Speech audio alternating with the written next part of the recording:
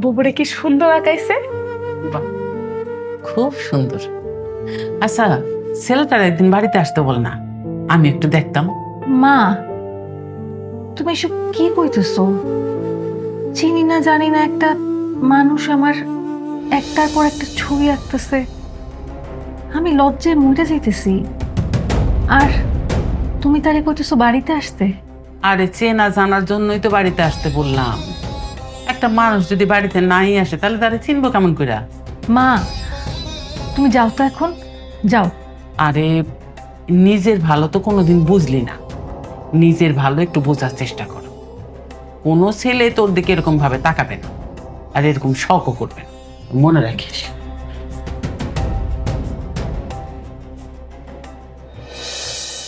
বুবু, তুই কি এই ছবিটা আরেকবার হাত দিয়ে ধরে দেখবি? লতা, মা এটা কি কইলো?